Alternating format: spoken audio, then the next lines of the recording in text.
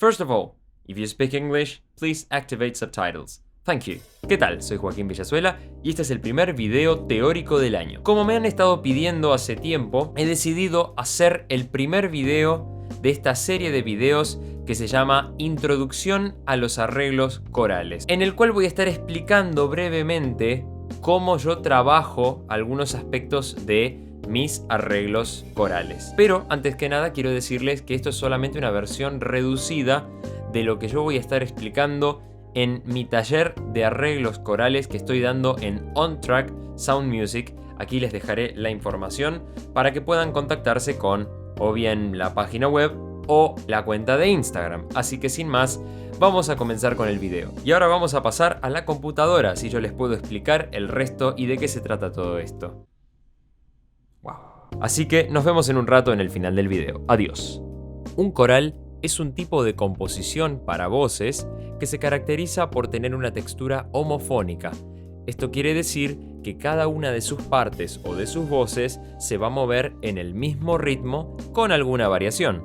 Tal vez el máximo referente en cuanto a corales se refiere sea el famoso compositor Johann Sebastian Bach. Generalmente, un coral está escrito para 4 voces, que se representan por las siglas SATB, que significan soprano, alto, tenor y bajo. Soprano y alto o contralto son las voces femeninas, tenor y bajo son las voces masculinas. En algunos casos hay algunas variantes, como los sextetos, que a veces incluyen a las mezzosopranos y a los barítonos, o, como en el caso de los king singers, pueden agregar voces masculinas que canten las partes agudas, como los contratenores. Para trabajar con estas 4 voces vamos a tener que definir una extensión, es decir, de qué nota a qué nota va a cantar cada voz. Y si bien lo que está en pantalla no es tal vez el total, ya que estas voces pueden cantar más agudo, pueden cantar más grave, pero en este caso me fui a lo más práctico, para que cada una de estas voces suene relajada y que no fuercen esos extremos. En el caso de la soprano, el rango podría ir desde Do4 hasta un La5, en el caso de las contraltos de un Sol3, aunque en algunos casos también se llega a un Fa3, hasta el Re5. Los tenores a veces pueden cantar un La2, pero es preferible no llevarlos tan abajo, así que decidí de Si2 a Sol4. Y los bajos también pueden llegar a bajar a un Mi2, pero desafortunadamente nosotros los barítonos que cantamos en coros y que cantamos la línea de bajo, nos vemos en este gran dilema cuando tenemos alguna nota muy grave. Por lo tanto es preferible no forzar estos extremos, confiando en que el coro va a tener bajos auténticos. Tampoco conviene subir más del Re4, si bien, aunque no lo crean, el registro del bajo puede subir incluso hasta el Fa o hasta el Fa sostenido en algunos casos. Pero el Re creo que es la nota más cómoda para que un barítono o bajo cante sin problemas. Entonces ahora entramos en terreno de la conducción de voces.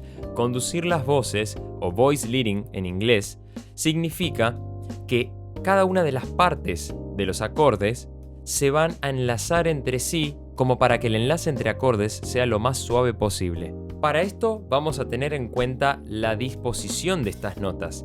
Tenemos 3 tipos de disposición: disposición abierta, disposición cerrada y disposición neutra. Cuando entre las voces de tenor y soprano tenemos 1 octava de distancia, es disposición neutra. Cuando tenemos más de 1 octava de distancia, es disposición abierta. Y cuando tenemos menos de 1 octava, es disposición cerrada. Vamos a tratar, cuando compongamos nuestros corales, que la disposición de cada una de estas notas sea lo más cómoda posible para que nada quede muy disparejo. Como vamos a estar tratando generalmente con acordes tríadas de 3 notas, al tener 4 voces, una de estas voces va a tener que duplicarse. Y dependiendo la inversión en que el acorde se encuentre, vamos a duplicar las siguientes notas. Cuando el acorde está en posición fundamental, es preferible duplicar la fundamental y tal vez la quinta, pero es menos preferible duplicar la tercera. Cuando el acorde está en primera inversión, con la tercera en el bajo, es preferible duplicar la fundamental y la quinta.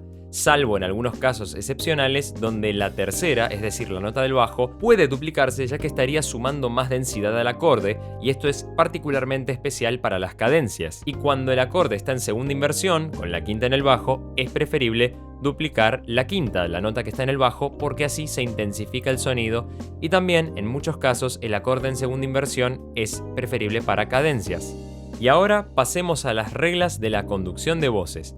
Lo primero y principal sería tratar de hacer el menor movimiento posible entre las voces. Si tenemos notas en común entre dos acordes, mantengámoslas. El bajo puede hacer más movimientos que el resto de las voces. Además, es la única voz que puede saltar y alejarse del resto de las tres voces superiores. Si no, se produce una descompensación en la armonización. Si podemos, tratemos de evitar sonoridades duras, como quintas paralelas y octavas paralelas, porque la idea de la conducción de voces es tratar que cada una de estas voces entre sí tenga un movimiento independiente. Y al hacer esto, las quintas y octavas paralelas nos estarían perjudicando un poco la sonoridad de esta conducción. Las cuartas están permitidas.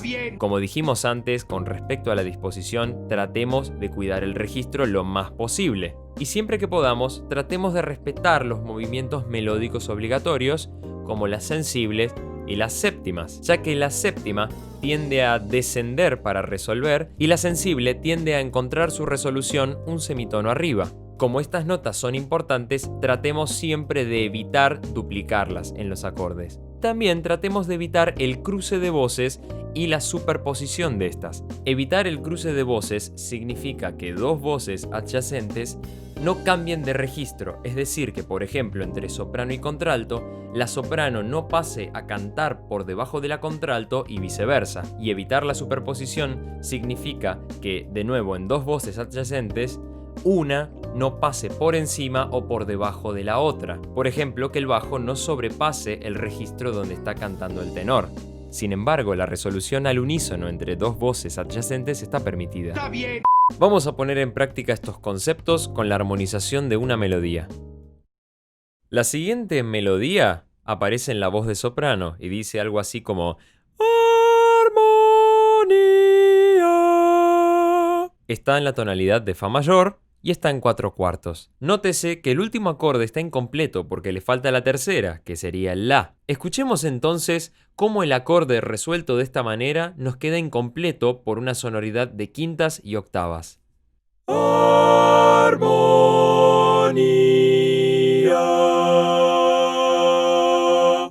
Podemos observar también que entre la voz del bajo y del tenor, las últimas dos notas, que corresponden en el bajo a do, fa y en el tenor a mi, fa, estaría produciendo una superposición, es decir, que el bajo, al saltar del do al fa, estaría pasando por encima del mi del tenor. Entonces, ¿cómo podemos solucionar esto? En el siguiente ejemplo vamos a ver la misma armonización, pero ahora el bajo está escrito en la octava de abajo, o sea que evitamos la superposición con el tenor. Armonía.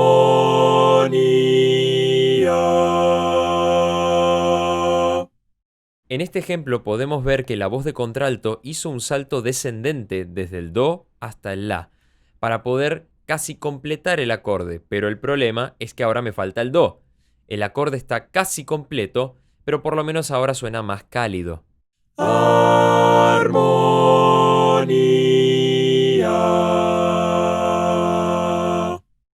En el siguiente ejemplo, lo primero que podemos notar es un cambio de registro. Lo que antes cantaba la voz del tenor, ahora la canta la contralto, y viceversa.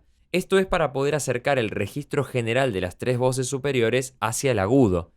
Y no solo eso, sino que además podemos notar que la voz de la contralto ahora resuelve saltando al do, a la quinta del acorde. Esto lo que produce es que finalmente el acorde quede completo, pero el mi es la sensible y es una nota de resolución obligada. Es decir, que naturalmente tiende a subir al fa por semitono, pero al estar en una voz interna, podemos tomarnos esta licencia y resolver indirectamente haciendo un salto descendente de la sensible a la quinta del siguiente acorde, que en este caso sería el do. Armonía.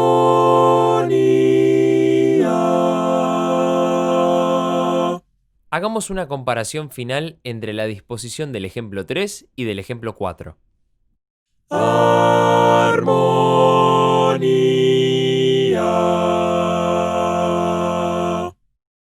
Armonía.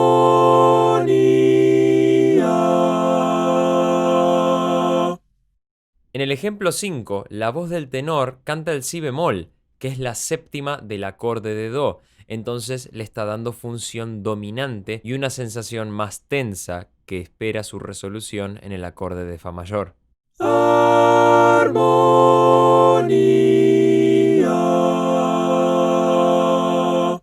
Un recurso muy común es el de hacer el acorde tríada y que la séptima llegue como una nota de paso. Armonía.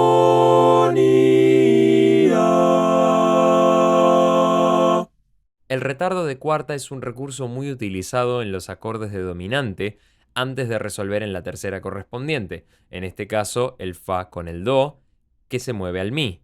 Armonía.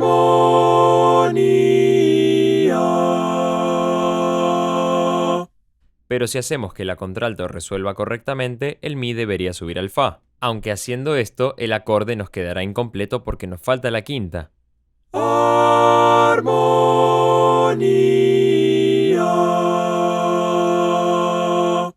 La anticipación funciona muy bien cuando queremos enfatizar la resolución sobre el acorde siguiente. Armonía.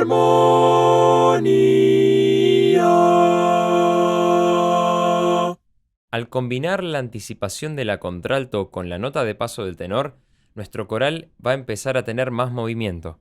Armonía.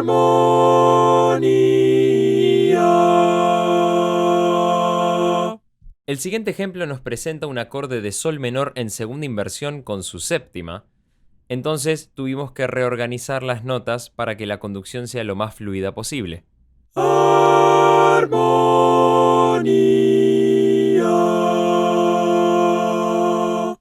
Ahora la resolución no es en fa mayor, sino en re menor, su relativo menor. Entonces la armonía final nos provoca una cadencia rota o cadencia deceptiva. Armonía.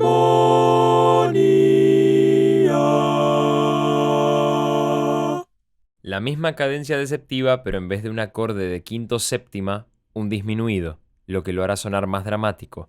Armonía.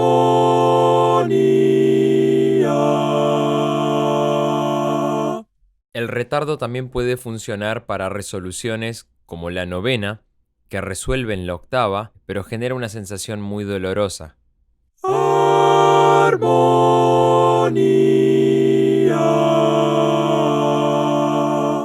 Si hacemos el movimiento cromático, es decir, el movimiento de paso por semitono en el bajo, primero va a simular que el último acorde es un do séptima que va a resolver a fa mayor, pero la aparición del do sostenido y su posterior resolución en re menor nos indica lo contrario.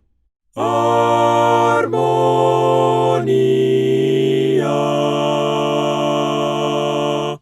Para terminar, veamos 3 ejemplos en los que podemos usar al cuarto grado como un acorde de retardo antes de resolver en el acorde final, que es fa mayor.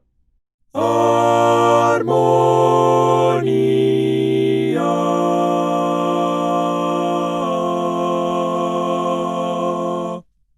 Armonía.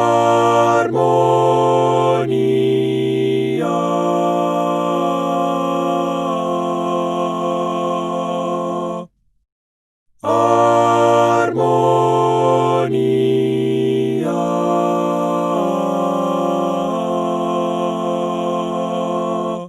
Y bueno, hasta aquí nuestro primer video de introducción al arreglo coral. Espero que les haya servido. El resto lo estaremos viendo en otros videos y también les recomiendo, como dije al principio, que si están interesados o interesadas en hacer el taller de arreglos corales, consulten a On Track Sound Music. Sin más que decir, yo soy Joaquín Villazuela, me despido y nos vemos la próxima.